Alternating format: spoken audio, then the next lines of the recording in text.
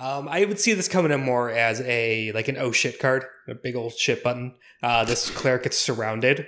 Big old and then shit holds button. their sword. Yeah. Like, oh shit, I need help. Slap the button.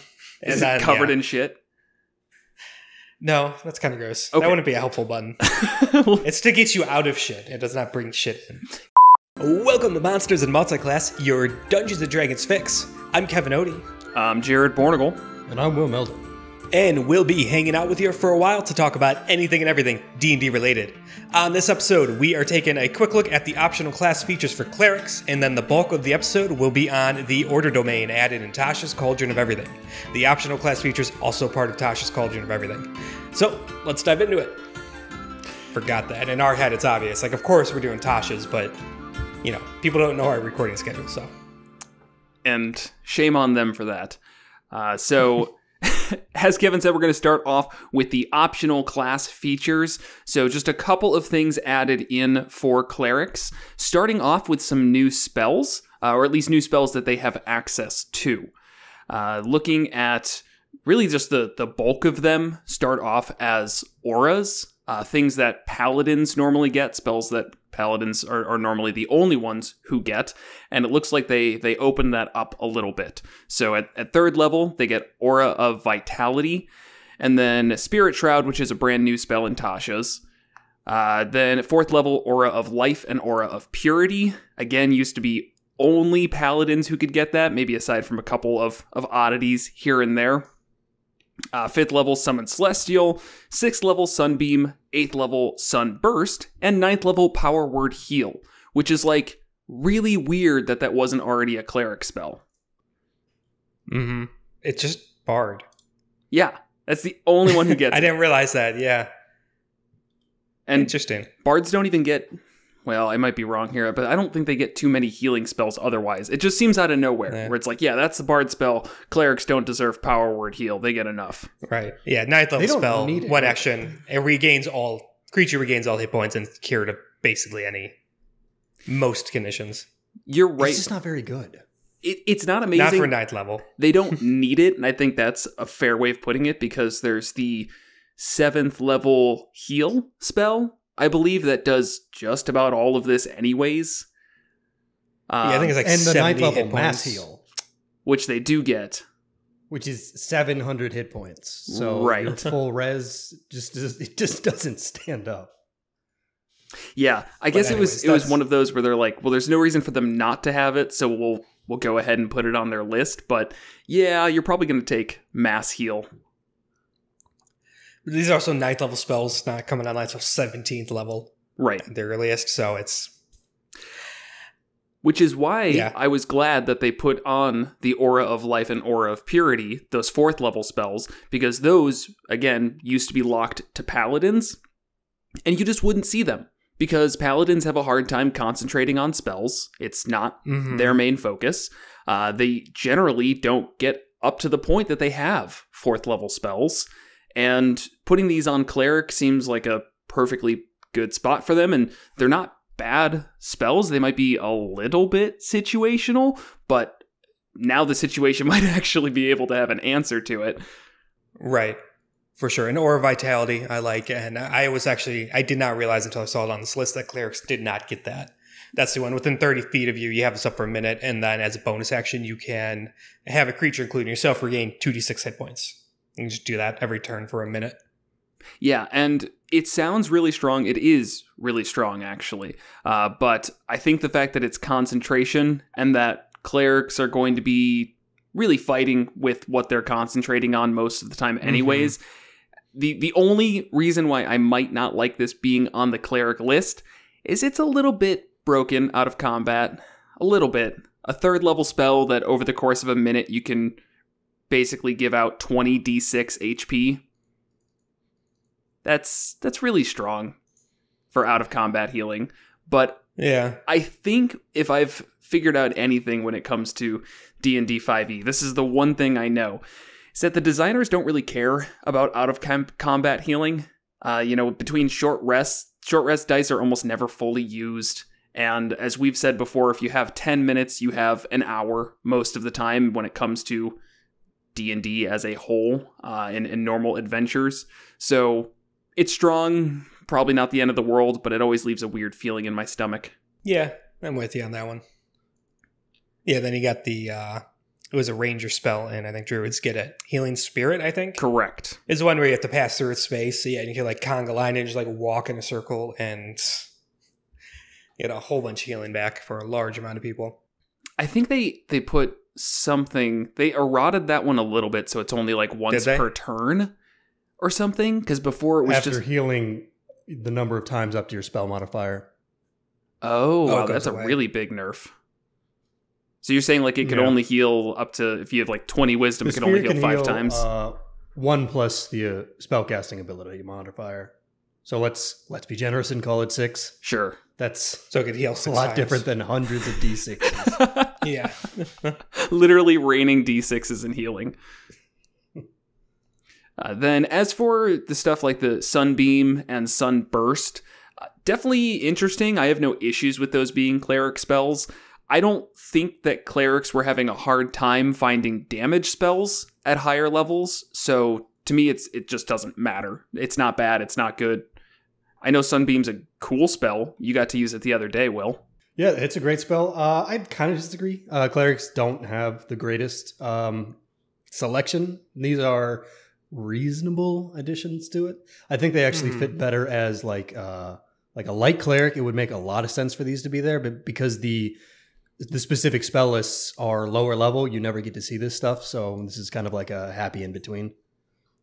Yeah, I just had to double check. It's like, do light clerics get this? They do not get Sunbeam or Sunburst. No, that's reasonable. Say, I guess it's anything's better than Fire Strike. Flame Strike? Flame Strike, Fire Strike, whatever. Same thing. Yeah. So that is it for the spells, unless you guys had anything else to add. Okay, moving on to their second level optional feature, Harness Divine Power. So, you can expend a use of your channel divinity to fuel your spells. As a bonus action, you touch your holy symbol, utter a prayer, and regain 1 expended spell slot, the level of which can be no higher than half your proficiency bonus, rounded up. The number of times you can use this feature is based on the level you've reached in this class. 2nd level once, 6th level twice, 18th level thrice. And you regain all expended uses when you finish a long rest. Yeah, so Paladins get this exact same thing. Correct. On Paladins, I felt it was like a little unnecessary because they're already really strong and a little broken. I like it on Clerics. So we've been kind of using this when a UA, I think at this point, it's now 2 years ago almost, came out, year and a half ago. That was basically you can use your Channel Divinity as a bonus action and regain a 1st level spell. And we've been using that in our campaign basically since it came out. And I've liked that. I felt like it was a good amount of power. This is that, but a little bit stronger because you're going to have 2nd level spells for most of the time. Once your proficiency bonus goes up to 3, which is at 5th level, you'll be getting 2nd levels and same deal. Expend your Channel Divinities, which come back on a short rest, I believe, for clerics. Yeah, and they end up getting 2 of them. Personally, pretty early on, or maybe even immediately. Channel Divinities, they get it at 6th level, they get a 2nd one. The 2nd one? Okay. Yeah, where it says 2nd level once, 6th level twice, and 18th level thrice, that's when they get their Channel Divinities. Oh, okay. So that's actually really pointless to put Makes in there. Sense. Oh, wait a second. No, it's not, because that's per long rest. So you can only do it 3 times per long rest, even if you're taking like 16 short rests. Got it. Makes sense. Okay. Safety guard on it. Well, all right. I take back my feelings. I was going to say this is like way stronger than it needs to be, but the fact that it is limited by that per long rest, that's not that bad. Yeah. So once for like a good chunk of the game, once per long rest, they could get a 1st or 2nd level spell slot back. Then it goes up to twice per long rest, a 2nd or 3rd. And I mean, it never goes above 3rd. Yeah, which makes sense. Yeah, I didn't like it on Paladins because Paladins are so good in combat with heavy armor and hitting and smiting and stuff like that, where their kind of limiting thing was spell slots. Like they're half casters. They need to really manage their spell slots, and then this like really opened it up for them. Clerics are casters. They're full casters, and yeah, based on the subclass, you might do some other stuff. But at the end of the day, that's their main playstyle is casting. And so then just giving them a little bump to that feels right. It doesn't feel too over the top. And I would also argue that it helps out on the cleric subclasses with bad channel divinities, like the trickster domain, one that you just aren't going to use that often. This makes it a little less painful to have that bad channel divinity to say, well, at least I can get some spell slots back. Yeah, absolutely. Yeah, or if you're about to take a short rest, and even if you have a good one, you're about to take a short rest, you haven't used it yet, do this to get some spell slot backs, take a short rest. Yeah. Yeah, the only, just issue I have with this in general is the fact that it steps on that wizard feature, because I always felt like wizards were supposed to be the ones who could just cast all day. I mean, that was the point of them. They had Arcane Recovery. Arcane Recovery is still better than this. I think that's once per long rest. On a short rest, you can recover half of your wizard level in spell slots. So that's not limited to that much. Yes. Okay. Half your wizard level. So if you're 10th level, you can recover a 5th level spell slot, or 2 second level spell slots and a 1st level. So that one's so much more versatile that it's still the best when it comes to having spell slots all day. I don't know. I guess there's not much more to say about it. It's pretty good. It's nothing crazy. I'm all right with clerics having it. Still don't like paladins having it. Yep. Then we get, at 4th level, cantrip versatility. So they can replace some cantrips when they hit ability score increase levels. 4th, 8th, 12th, 16th, and 19th. So, cool. Again, that's not one that's... It's codifying it. We've talked about it so many times. I was going to say, go back and watch any video we've done that has optional class features. Every single one has something like this. We've said our opinion. So, yeah, it's codifying. It's fine. Most DMs are lenient about this stuff anyways. Do you want to link a video anyways? Just all of them? Right. I was say it would be the exact same reaction every time. Tasha's video. Since the first one we've done, it's literally been, yeah, that's there. Let's move on. Yeah.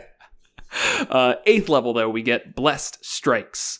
So this replaces the Divine Strike or Potent Spellcasting features. You are blessed. Oh, I missed that. That makes so much more sense. I was really confused by this.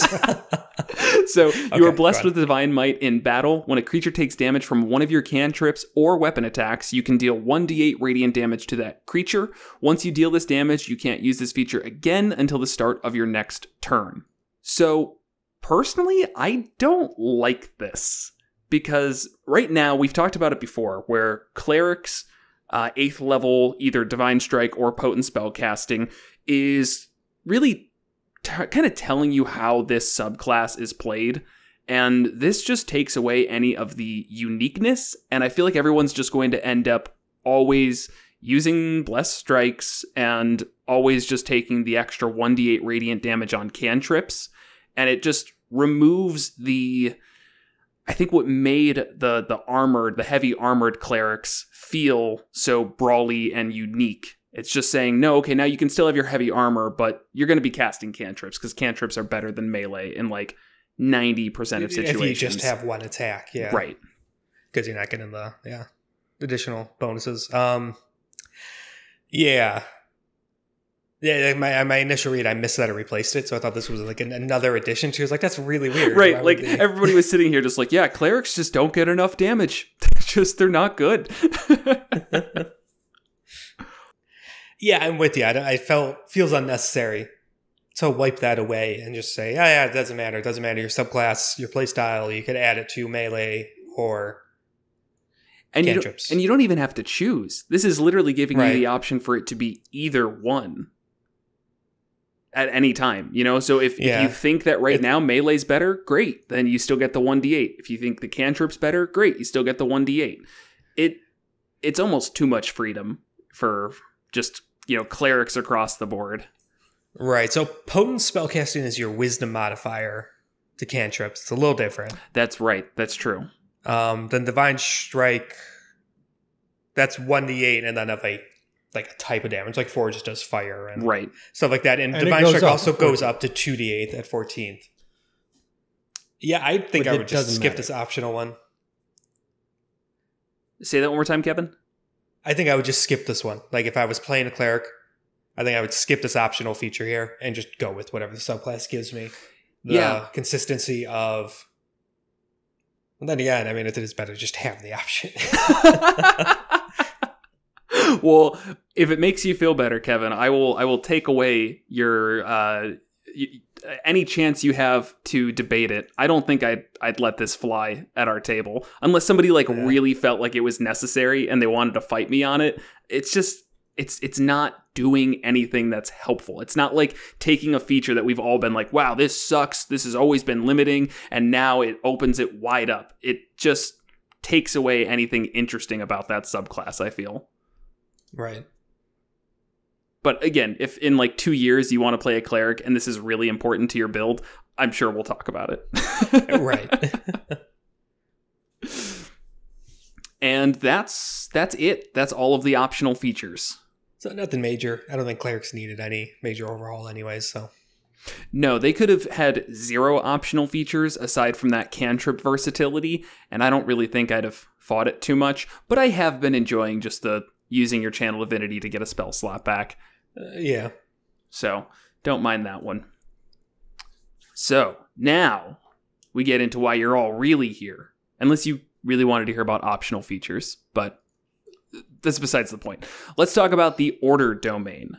So, the order domain is your... What's the word I'm looking for? It's your adherence to the law taken to the extreme. The order domain, of course, is going to follow a god of order, and it goes in to say that they believe in well-crafted laws, establishing legitimate hierarchies, and because of that, laws need to be followed. And it does put on a nice little, stipulation at the end there that if they notice corruption or somebody who's failing to protect the law, then it gives them the agency to replace those in power. But the overall idea is this is going to be the stick in the mud in your chaotic neutral party, who is constantly telling the rogue to stop stealing and, the sorcerer to stop sorcering. Blowing stuff up. Yeah, blowing stuff up. I think the last sentence in their flavor text sums them up really well. In this manner, law weaves a web of obligations that create order and security in a chaotic multiverse. That's like their core belief. Yeah. Yeah. And, I'm honestly a pretty big fan of any time you take a concept and put it to the extreme, which this is. This is the extreme of law. It makes it interesting because you have to think of ways that you can justify being within the law, but not being a jerk about it all the time and being like somebody that the party wants to be around. Right. And you don't need to do, if you're a DM and you're making like an NPC, you don't have to do that. You can make this a bad guy. Like it's somebody who's so adherent to the law that it's become a problem.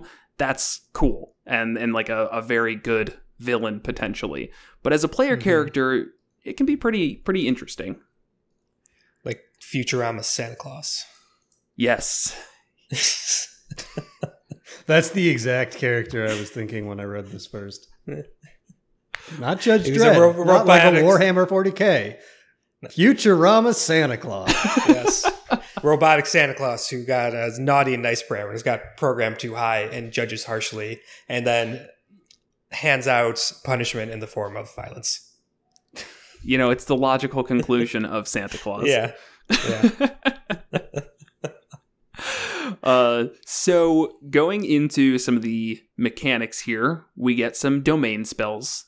And on that list, going through it quickly, at first level we get Command and Heroism, third level Hold Person and Zone of Truth, fifth level Mass Healing Word and Slow, seventh Compulsion and Locate Creature, and ninth level is Commune and Dominate Person. So a reminder on clerics, this means that they always have these spells prepared. They don't need it to be a part of their normal cleric list or anything like that. It doesn't count against their prepared spells. They just always have these ones prepared. I have no super strong feelings on this. Command can be a good spell in the right situations.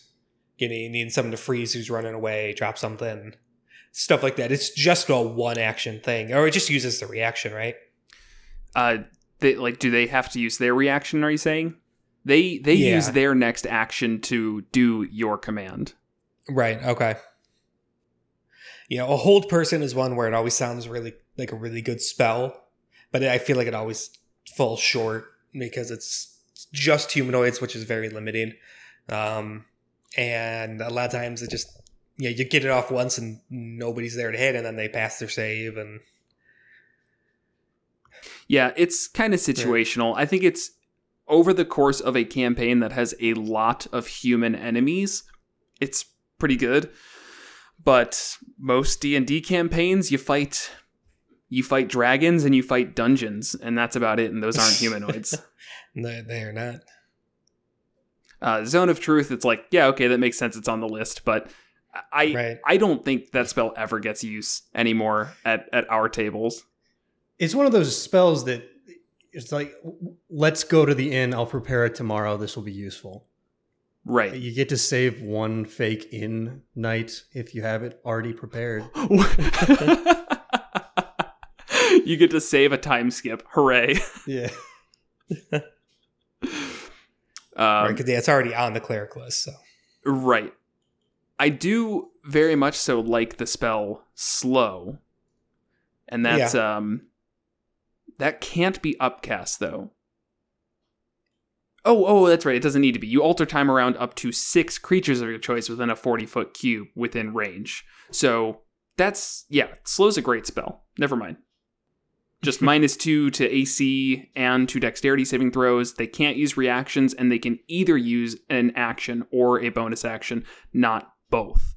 So, yeah, that's honestly a fantastic spell. And they can't make more than one attack during the turn either. Right. And what is it? If the creature attempts to cast a spell with a casting time of 1 action, roll a d20. On an 11 or higher, the spell doesn't take effect until the creature's next turn. I mean, this just, flips the action economy on its head. Mm-hmm. In a very similar way that, Hypnotic Pattern does. But Slow, I guess, is more interesting to me. Yeah, I get that. Slow is a great spell. Good debuff. I assume they get to make a save every turn.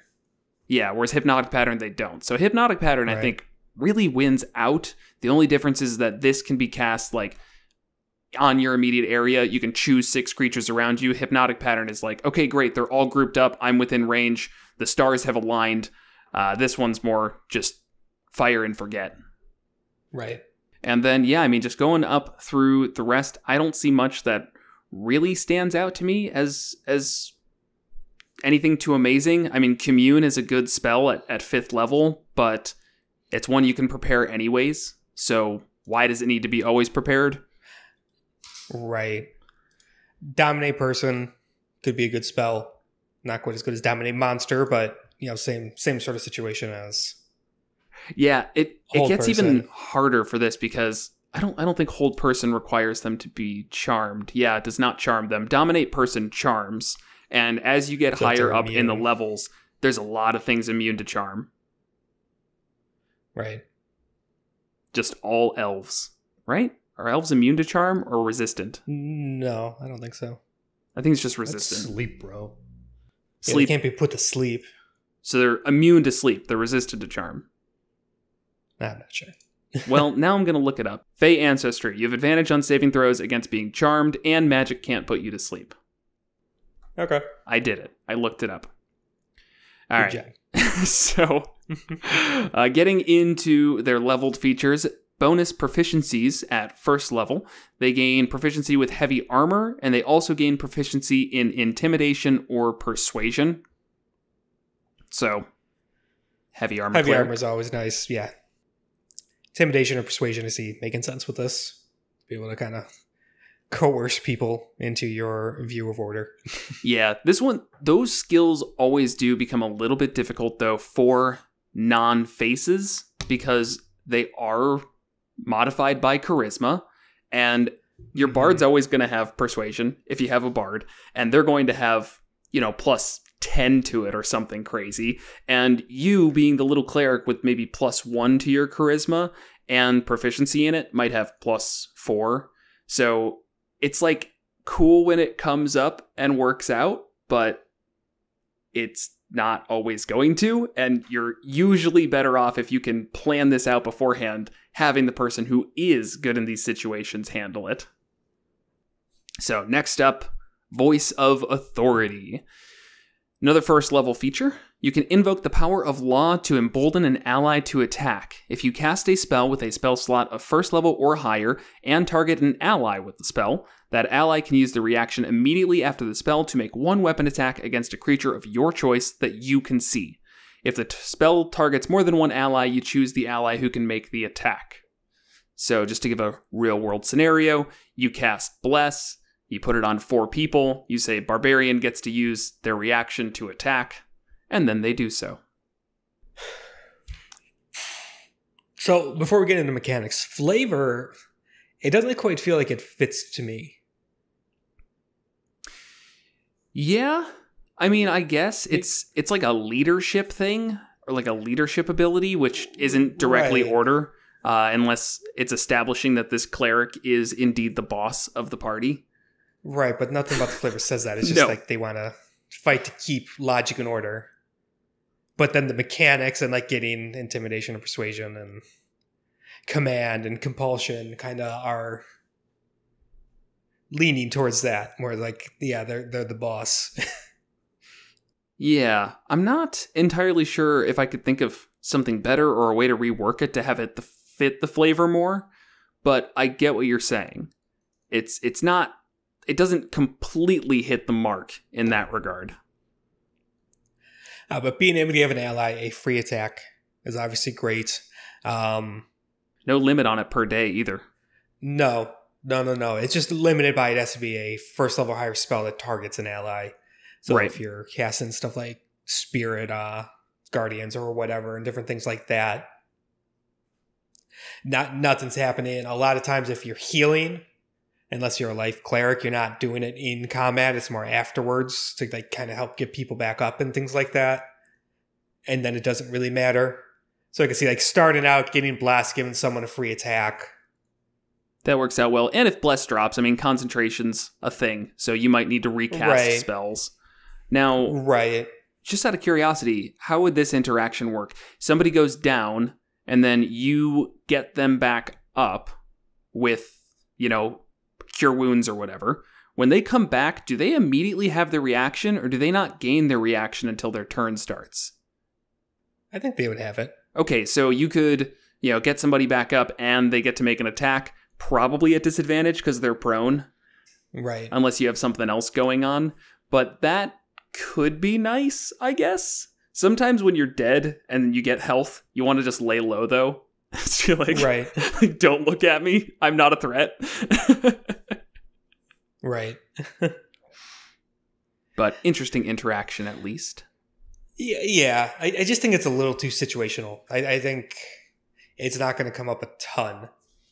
And then I'm not saying it never will, and it's nice when it will, but a lot of times when we've had a cleric in every campaign for a while now, and the spells cast are more battlefield control stuff, AoE damage, and then the occasional thing on an ally. I'm not sure. I think this would actually put you in a position where you are going out of your way to get this off with certain characters. Rogues and paladins are perfect examples of this. That's true, yeah.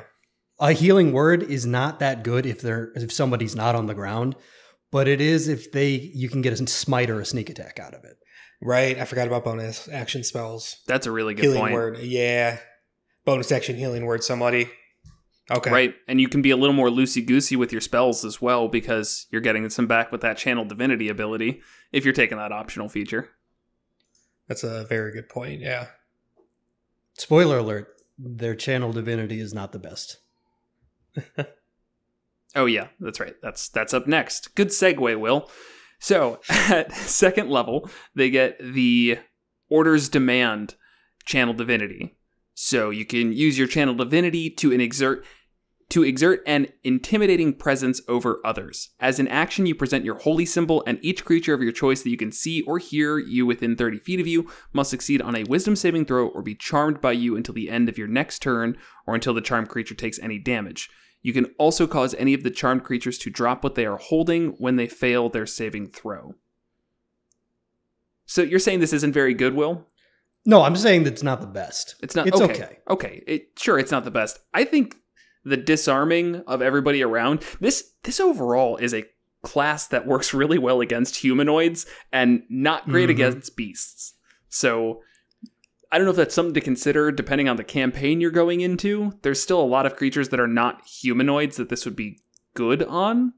Like, I don't know, just devils, I guess. They have weapons most of the time. So, great. It's going to be good against them. Undead and things like that. Sure. But I'm not worried so much about disarming the skeleton, I guess. And I don't think they can be charmed either. Yeah, that was... Probably not, yeah. Good point. But disarming everybody within a 30-foot radius, well, everybody who fails the wisdom saving throw, yeah. I mean... Is that great? It's a free action to just pick your weapon back up.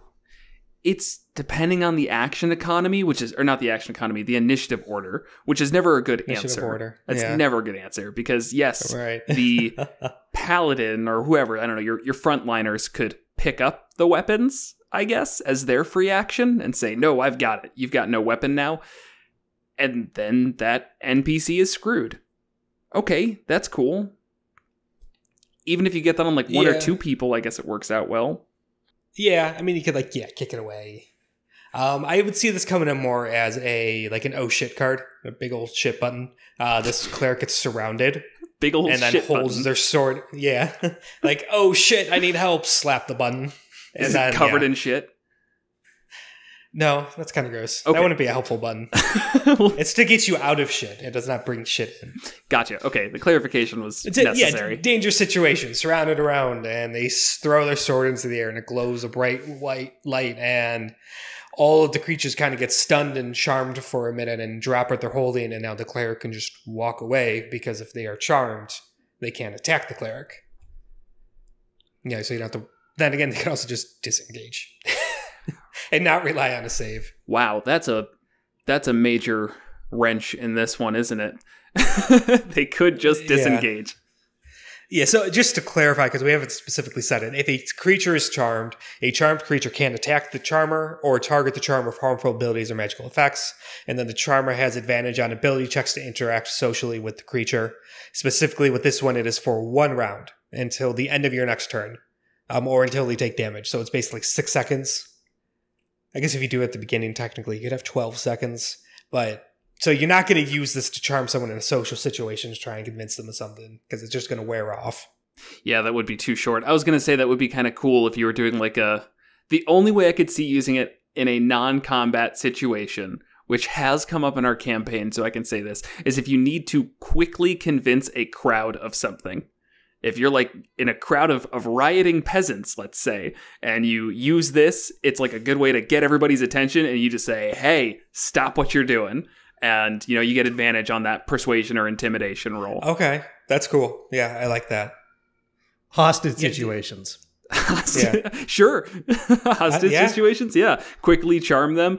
Now, it would be nice if it was well, this would be really, really strong, but if it was charmed against, creatures you chose, that'd be great, because then they couldn't attack you or your allies. But that's very strong.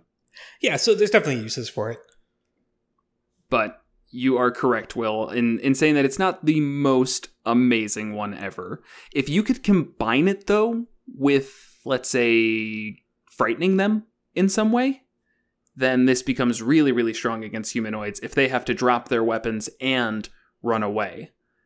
So might be good, just some party synergy if you've got somebody who can cast fear, or I don't know. There's I think fear already makes them drop what they're holding. The frightened condition doesn't make them run away, but the fear spell does. And I think part of fear spell is drop what you're holding and run away. Compulsion, which we briefly talked about, is another good synergy here.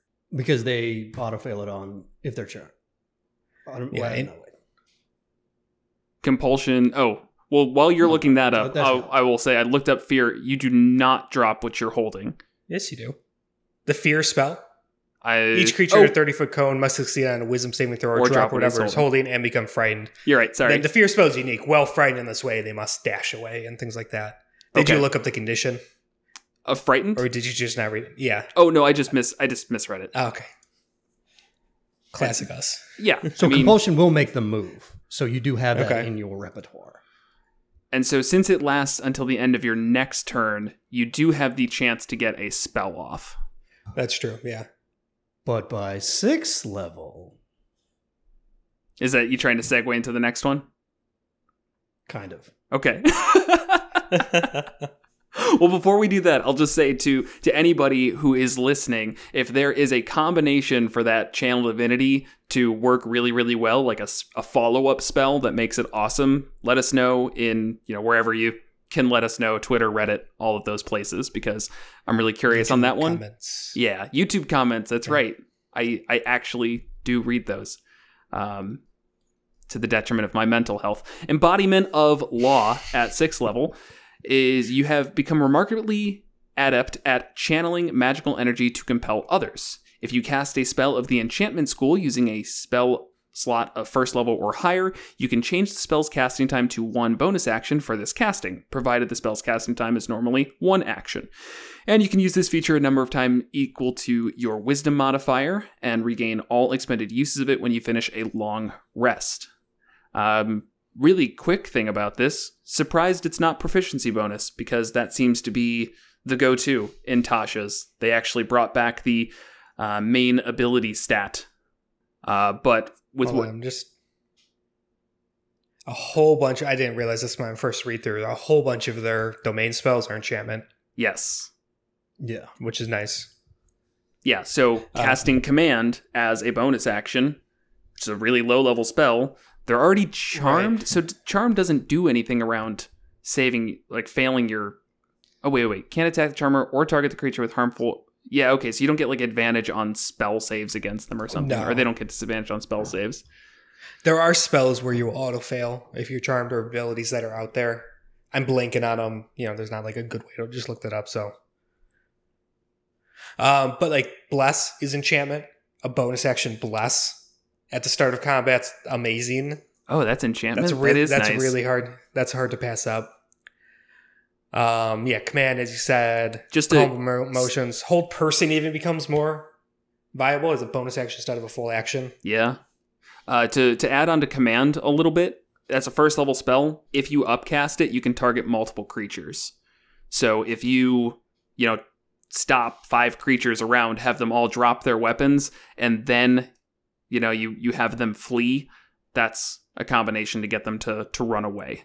Now, that said, a 3rd level fear spell is also doing that. So maybe not necessary. And that's 2 fail saves versus 1. Correct. Yeah. So fear in general, fear is better. The only thing that makes this potentially better is you don't make a cone. Fear is like a cone that you do. So you can potentially get allies and whatnot. Right. But yeah, I mean, just a quickened spell 5 times a day. Basically, yeah. Yeah, putting on enchantment limits it a little bit, but I think that's very necessary to stop this from getting nuts. How slow is transmutation? Yeah. Yeah, then dominate person's enchantment. And then compulsion. In terms of their base list, there's not a whole lot, actually, but there is enough. Yeah, there's enough on here that I'm not worried about it. Right.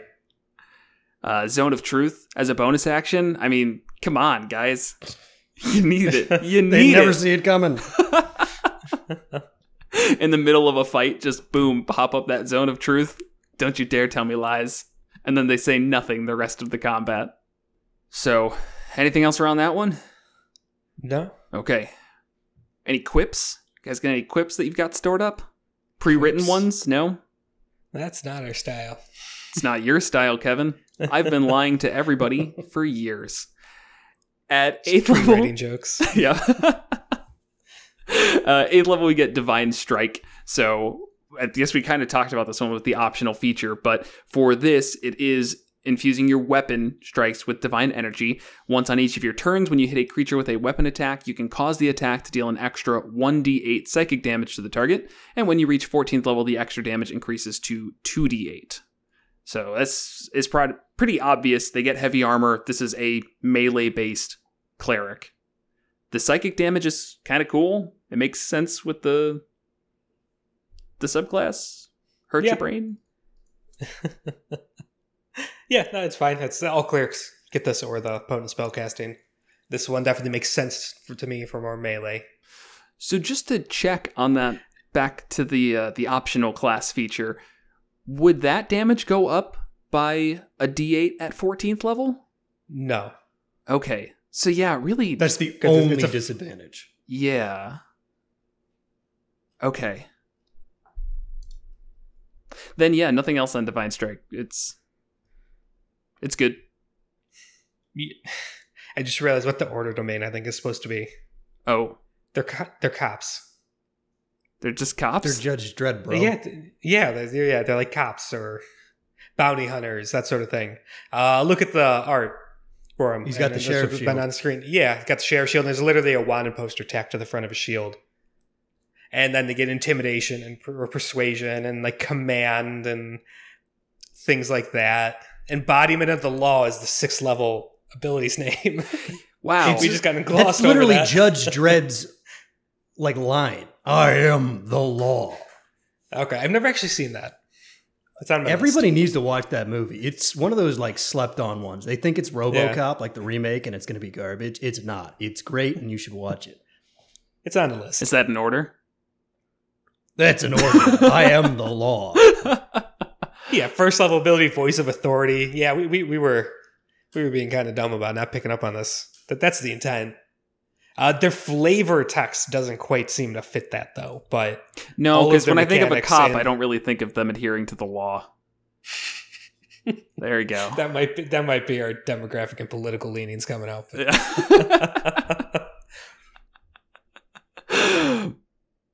So, no, that makes sense though. And last, we get to Order's Wrath, their 17th level feature. Enemies you designate for destruction wilt under the combined efforts of you and your allies. If you deal your divine strike damage to a creature on your turn, you can curse that creature until the start of your next turn. The next time one of your allies hits the cursed creatures with an attack, the target also takes 2d8 psychic damage and the curse ends. You can curse a creature in this way only once per turn. So I do like that this gives you a reason to be melee attacking. I feel like a lot of times those divine strikes can just not be used because, cantrip outweighs them. This definitely is outweighing any cantrips between doing 2d8 damage when you hit them and an extra 2d8 damage on the next enemy's attack. Next attack your allies make. Right. That's pretty good. Right, no limit on it, anything like that. 17th level feels kind of late. Yeah. But, I mean, that's... Any earlier wouldn't really make sense. Because obviously it has to be... Okay, it doesn't have to be after Divine Strike, but... So, let me throw this at you. Tasha's has definitely taken to the point where it's got a lot of established norms in subclasses and has been tweaking them a little bit, which I think has been good. How would you feel? This goes to both of you, not just to Kevin, Will, so feel free to chime in. If their Divine Strike, instead of adding damage to their attack, did what this Order's Wrath did.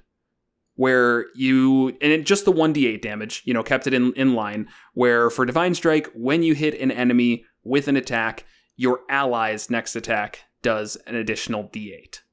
And, call it Order's Wrath, whatever, I don't know.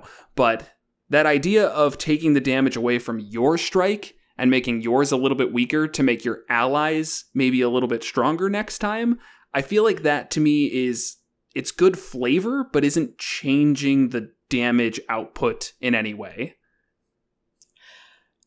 I think that's too much of a nerf. I like the concept of it, but I think the damage would need to go up. Either make it like a D10 or a D12 or just keep it as 2d8 because it is a penalty. Because now you need 2 people being able to hit the target, which may not happen. Sure. When you compare it to the power level of other clerics.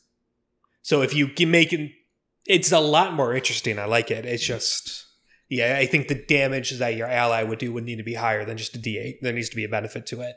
Sure. So I'm trying to think of how that could work out. But I guess regardless of the exact way that it would land, I would really want to see something like that with this class. It feels like this Divine Strike and then Order's Wrath it felt like a very safe progression. And I wish there was something a little more creative with the Divine Strike, which I don't think we'll see on any of the Cleric subclasses upcoming either. But Divine Strike has been just a little bit too dull for too long. And I would like to see them shake it up a bit there. At this point, it's too entrenched in the class to really do that, though. I think that I like what you're going with, but you now have one cleric that's sticking out like a sore thumb. This is the one difference in the class. Okay, and when Spore Druid was released, that completely changed up how you used Wild Shape. And that was a good thing. That was a great thing. Kind of. Because there was good Wild Shape, Dog Shit Wild Shape, and now Spore Wild Shape. And now there's Fire Wild Shape. So it was like a pattern. I'm going to say, the different... Exactly. This Spore Druid started it. Yes. That's what I'm saying, yes. That's what I'm saying. Is that at some point, there were two instances: worthless Wild Shape and overpowered Wild Shape. But it didn't change fundamentally how Wild Shape was used. It just powered it up. Turned with one into subclass. an animal. Yeah, and then if you're a Moon Druid, you could turn into a stronger animal, which is kind of understating. It is a little bit because Moon Druids. Do you want to be an Earth Elemental or a regular Badger? Well, I guess the Badger would be useful now. 10-foot burrow speed. Don't see how we could match that as an Earth Elemental. But no, I entirely stand by what I'm saying, and thank you, Will, for trying to go against it, but instead emboldening my point, is that at some point you need to break against the mold. The point is when there's 2 examples, not when there are 12. Sure. But that's just because clerics have an absurd amount of subclasses for some reason. But they do. It's so much. Wizards also get got the most in Tasha's. There's 3 clerics new subclasses in Tasha's. None of these are even reprints. I had to double check. I was sure one of these was a reprint. Nope. So yeah, I stand by what I say. Divine Strike needs a bit of shaking up, and let's open the door to that being just something else. I mean, really, the idea of having this be... It's really not a huge buffing class. I think Peace Domain, which we'll talk about next episode, is much more focused on being a pure buffing class, and maybe that could fall under the same category of letting an ally do this extra damage or something. But let's shake it up. And Order's Wrath, going back to that, it's pretty good. 17th level is just... It's not that impressive to get 2d8 psychic damage, though. No, not 17th. And I don't even think the damage would crit, because it says the target also takes 2d8 psychic damage. So that also means that it's separate from the triggering damage. I think so. If you want to correct us on that, again, every place you can just comment. Need to start putting it in there in parentheses, crits or does not crit. That would be nice. Yeah. But that won't happen. They can't do it. They're literally incapable of that. It would be too clear. So, that's it for mechanics. Any closing thoughts on the Order Domain? Overall, I do like it. I think it would be interesting to play. It has a lot of neat interactions with the party, with getting them to attack and different things like that. The bonus action, the quicken enchantment spells is amazing. Yeah. Solid cleric. Yeah. And I think I'd like to potentially play this class in a campaign that had really well-established political structures, because it could be very fun to explore that idea of finding corruption in the government, we'll say, or whatever political structure there is, and having this cleric maybe be a part of that corrupt organization and needing to realize and root out the corruption within, or choosing to abandon it altogether. That wasn't actually the order I was looking for, I guess. Otherwise, I could see this kind of falling flat from a role-playing perspective. If you didn't have something like really pushing you into that like challenging of your concept of law. I don't know. Yeah. I feel like I could get bored of this after a couple of weeks of playing. I feel like this covers a third of paladins ever created. Yeah, it does. And I would argue don't role play very well. We've talked about this before. Your disdain for paladins. Stupid. Lawful stupid. I like that. Yeah. That was not me. That's been around forever on the internet. Oh, I haven't heard it, so I can still find it funny. Lawful and chaotic stupid are the two sides of the coin. Yeah. That Kevin invented. The first coin ever invented by Kevin. No one will know what that is. Will, any final thoughts on this? Kevin did. No, I had more to say. Yeah, I could see kind of groaning and rolled my eyes at myself trying to roleplay this after a couple weeks. Early on, like the strict, unmoving adherence to the law is written could be like kind of this fun thing, but over a long campaign, like I would think everyone would get very tired of playing with this character, and like I would get tired of playing with myself.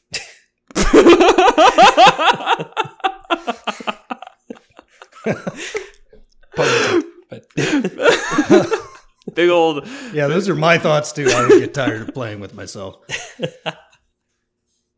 I like this as the beatdown cleric. There was beatdown clerics in the book beforehand, and the only really good one is Forge, and now there's another one, and it's ordered. And spoiler alert, so will Twilight be. But if you want to play a rough and tumble, I hit people with a mace cleric, this is a really aggressive way to do it. Sure. And that's fitting. And to add to this is the cop cleric idea. Again, looking back at the art, look at the weapon that Dragonborn it's a baton. is holding. Yeah, that's a nightstick. It's the shape of a T. It's literally made for puncturing skulls. Is that a thing? I don't know this weapon. That's not familiar to me. I was going to say, but it's not like a sword. At a glance, it looks like, oh, that's a sword. And you're like, no, it's actually blunt and across. And it's long and skinny and gets a little thicker at the ends. Like, yeah, that's a nightstick. But for murder. Yeah. A murder stick. Yeah, these are real maces. I've seen, there's like a museum of maces with ridiculous blunt instruments that people used to crack their heads open with. That sounds like it's at the art museum. I got to go check that out again. The Cleveland. I hate art museums. I love weapon museums. Swords are so much cooler than paintings. Well, luckily they're both in the same building. Yep.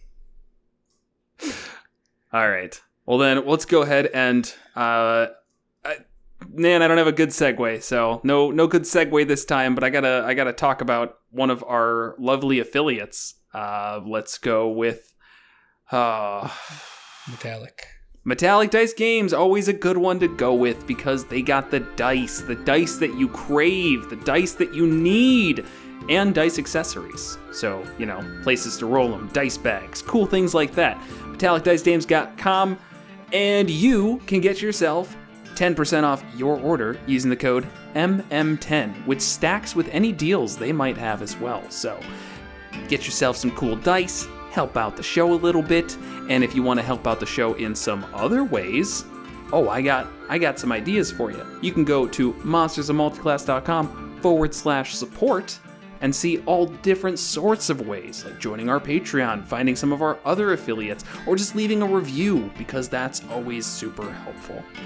So with that, make sure to like the video if you're watching it, or leave a review if you're watching or listening to a podcast, and subscribe and ring the bell and leave a comment and yell at us on the internet nicely. Are we done? I hope so. Okay. Thanks for watching. Yell at us nicely.